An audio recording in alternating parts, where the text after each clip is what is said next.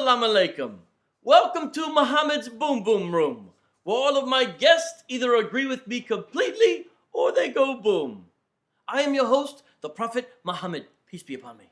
And with me now is the greatest supervillain of all time, the Clown Prince of Crime, the Jester of Genocide, the Ace of Knaves, the Caliph of Clowns, live and in person. It's the one and only Joker! Pre-recorded for this time zone. Don't interrupt me! But I'm an agent of chaos, Puddin'. The only agent of chaos here is my detonator. But if you interrupt me again, I'm going to be an agent of pain. Oh, I love pain. I love suffering. I love dead puppies and severed heads and spattered blood and great big giant explosions. Then you must love Al-Islam. Love it? If it had a can like Harley's, I'd marry it. Alhamdulillah, even the world's greatest supervillain sees the beauty of Al-Islam. Oh, it's beautiful, all right. Islam is the greatest killing joke ever told, and you are history's greatest comedian.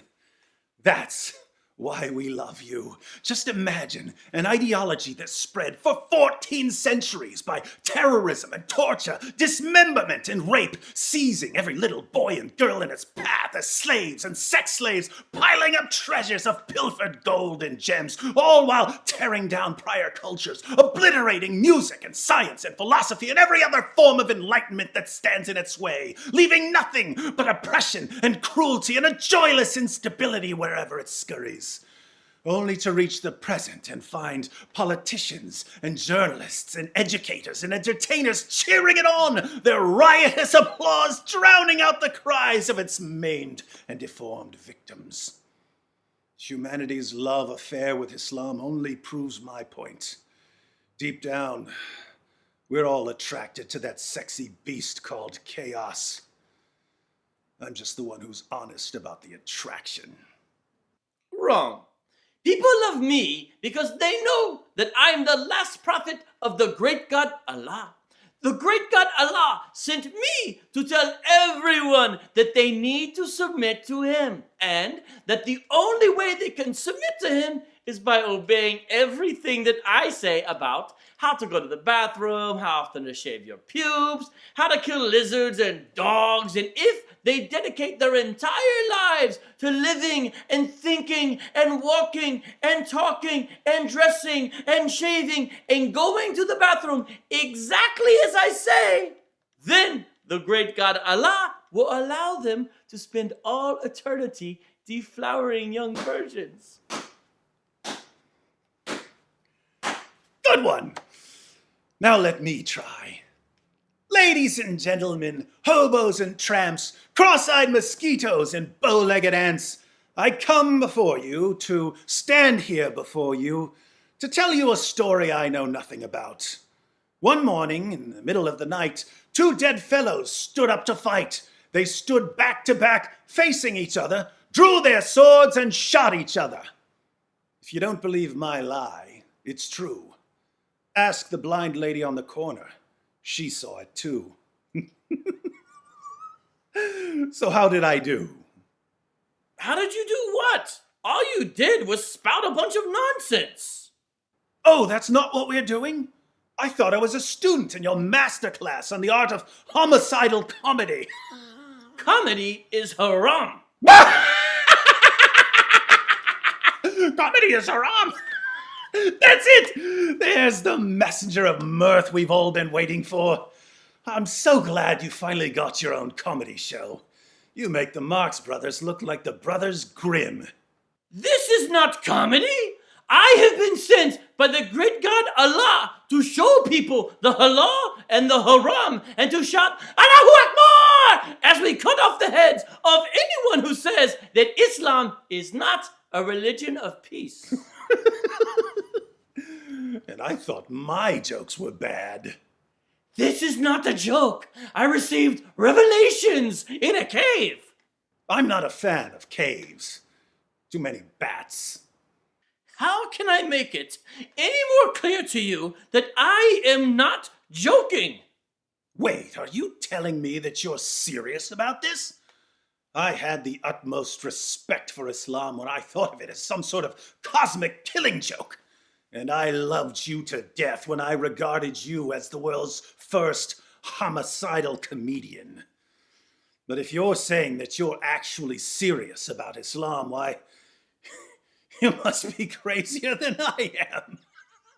I'm not crazy. The great God Allah declares again and again in the Quran that I'm not crazy. In Surah 7, verse 184, Allah says that there is no madness in me. In Surah 15, verse 6, the unbelievers call me crazy, but Allah knows that I'm not crazy. In Surah 17, verse 47, the unbelievers say I am bewitched, but Allah knows that I'm not bewitched. In Surah 23, verse 70, Allah says that I'm not possessed. In Surah 25, verse 8, the unbelievers again say that I'm bewitched, but Allah knows that I'm not bewitched.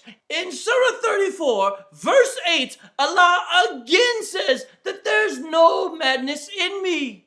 In Surah 34, verse 46, Allah says yet again that there's no madness in me. In Surah 37, verses 36 to 37, Allah says that I'm not an insane poet. In Surah 44, verse 14, the unbelievers again call me a madman, but Allah knows that I'm not a madman.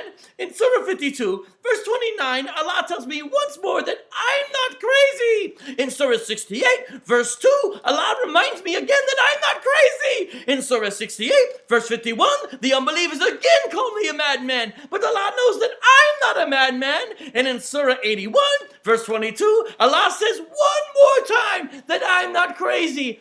How many times does the great God Allah have to say, I'm not crazy, before you'll finally understand I'm not crazy?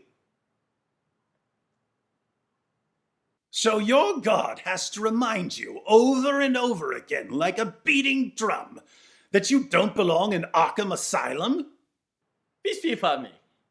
And you and your followers would memorize these revelations and recite them regularly? Peace be upon me. I have to say, Mosey, you're only proving my point. What kind of sane person needs to be relentlessly reminded that he's not bat-crap crazy? What sort of sane prophet needs his followers to constantly recite verses claiming that he's not stark raving mad? Stop trying to convince me that I'm crazy. If I'm crazy, why do I have 1.6 billion followers? Why is Al-Islam the world's fastest growing religion? You're still proving my point, Mosey. See, there's no difference between us and everyone else. All it takes is one bad day to reduce the sanest man alive to utter lunacy. That's how far the world is from where I am. Just one bad day. You had a bad day once, am I right? I know I am. I can tell. You had a bad day and everything changed. Why else would you run around calling yourself God's final prophet and slaughtering anyone who disagrees with you? You had a bad day and it drove you as crazy as me. Only you won't admit it. You have to keep pretending that life makes sense, that there's some point to all your struggling. You make me want to puke. Come on, tell me. What made you the way you are? Girlfriend trampled to death by a camel, maybe? Brother carved up and eaten by some tribe of cannibals? I know it was something like that. Because something like that happened to me. And I went crazy. Something like that did happen to me. Many times, in fact. My father, he died before I was born. My mother, she sent me away to live with a family of Bedouins in the desert. But after a few years, the Bedouins got scared of me. They thought I was demon-possessed. Pretty normal childhood, I suppose. So my desert family sent me back to my mother. For a brief time, I was happy. Then she got sick and died too. I was only 6 years old, which is the same age that Aisha was when she married me. My grandfather, he tried to take care of me, but he died 2 years later. Every mother figure and every father figure I ever had as a child was stripped away from me by the time I was 8 years old. I guess you never really recover fully from something like that. Let me get this straight. Behind all the harams and halals and Allahu Akbars, you're just a little boy in a prophet costume crying for mommy and daddy. Would be funny if it weren't so pathetic. Oh, what the heck. I'll laugh anyway.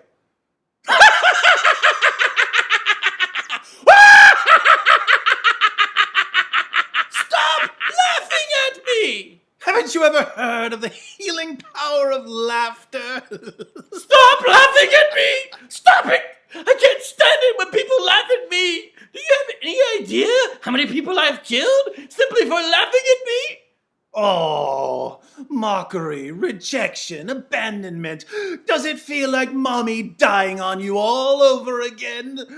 Oh, come on, Mosey. When I saw what a dark, awful joke this world is, I went crazy as a coot, and I admit it. Why can't you? Just look around and see the reality of the situation. It's all a joke. Everything anybody ever valued or waged jihad for, it's all a monstrous, demented gag. So why can't you see the funny side? Why aren't you laughing? Why so serious?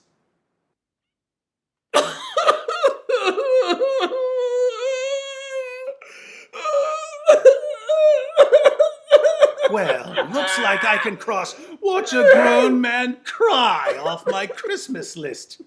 Thanks, Mosey. Christmas is a romp. You've got to break them down before you build them up. Now, let's put a smile on that face.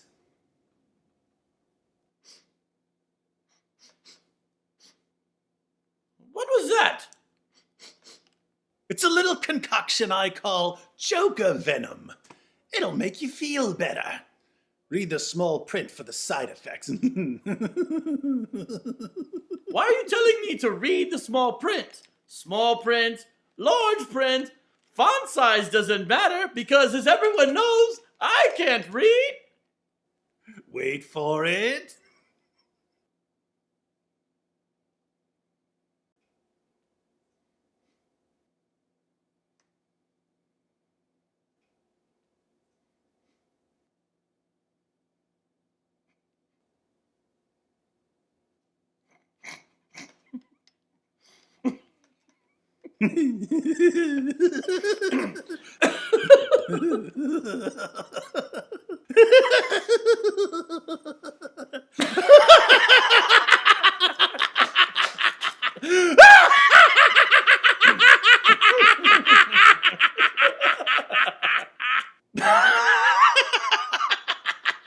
What's so funny?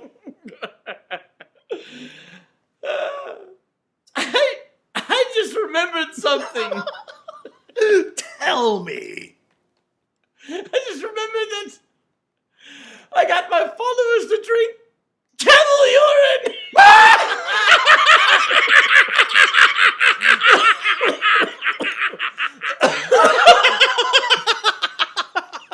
Here's another good one. Think of it. The two of us, me and you, trying to find meaning in a meaningless world. Why be a disfigured outcast when I can be the clown prince of crime? Why be an orphaned boy when you can be a prophet? What a joke! Ooh, I know. How about a magic trick? Life's been good to me. I'm going to make some of these verses disappear. Ta-da! Abrogation! Abracadabrogation!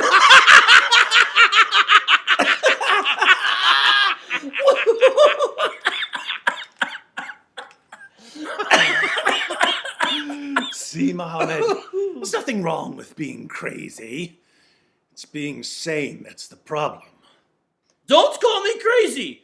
That's not even politically correct. We prefer to be called differently sane. Differently sane. Ah, all right. So you liked one flower. Care to smell the other?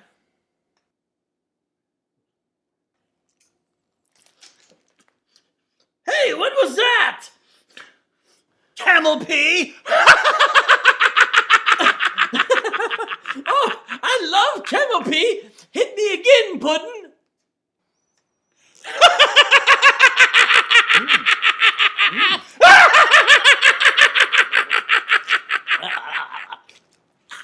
The Joker's classic camel pee prank!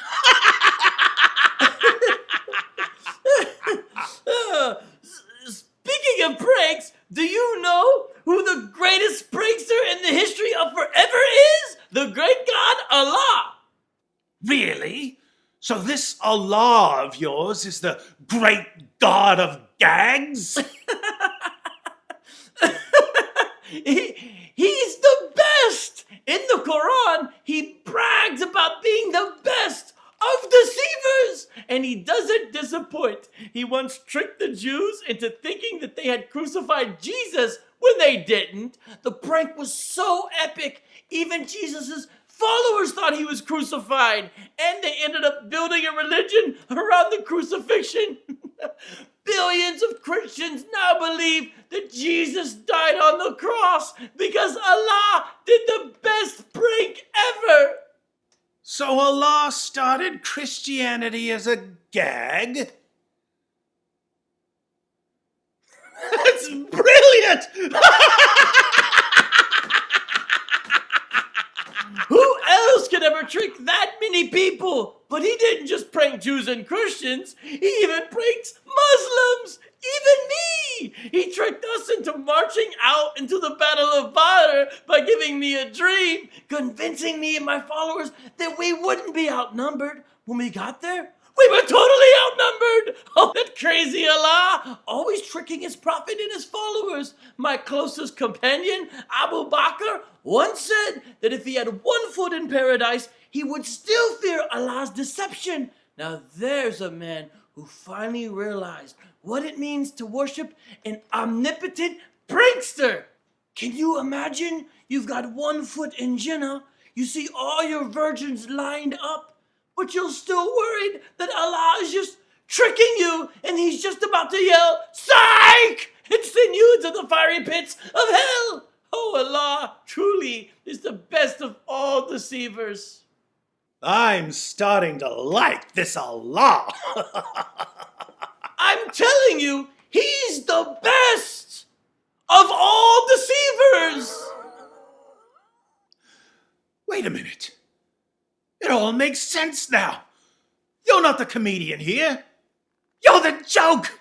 Allah is the comedian. He's a cosmic, omnipotent, omniscient prankster.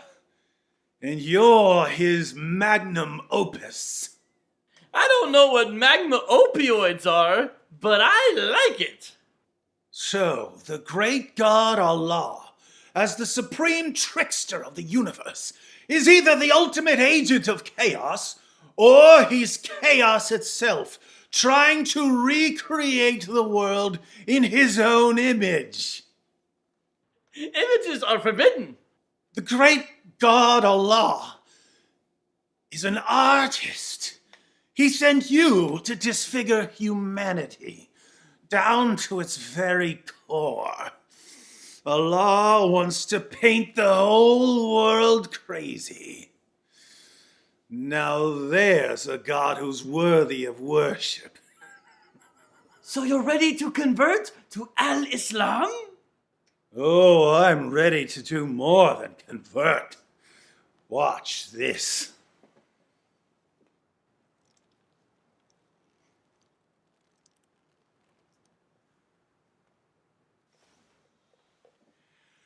I am a prophet prophet of the great God and best comedian and prankster and deceiver ever, the great God Allah!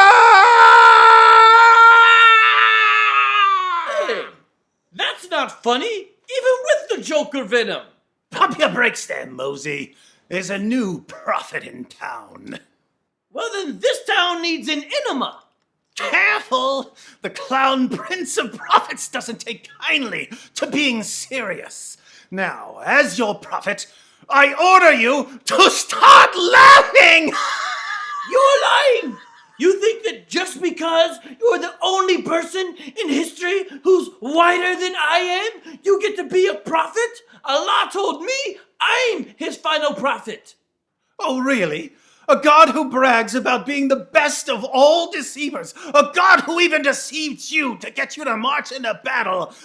That God told you that you're his final prophet, and you believed him? Tell me, Mosey, you ever dance with the devil by the crescent moonlight? Yes, and he looks just like a black man. But then I realized dancing was haram. As your new prophet, the first order of business is that you need to recite the Shahada! There is no God but that great big prankster in the sky, and Joker is his messenger of mirth. Here, shake on it. Shaking hands with a kafir is haram. Calling your prophet a kafir is haram! Haram! Haram! Haram! Haram! Sanity is just like jihad. Sometimes all it takes is a little push of a button. Well, what are we waiting for? Let's blow ourselves up and get a standing ovation!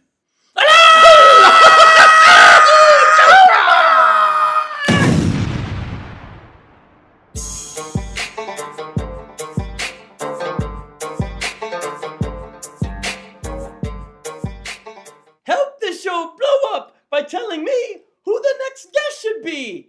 Of course, if you post a comment, I won't be able to read it because, as everyone knows, I can't read.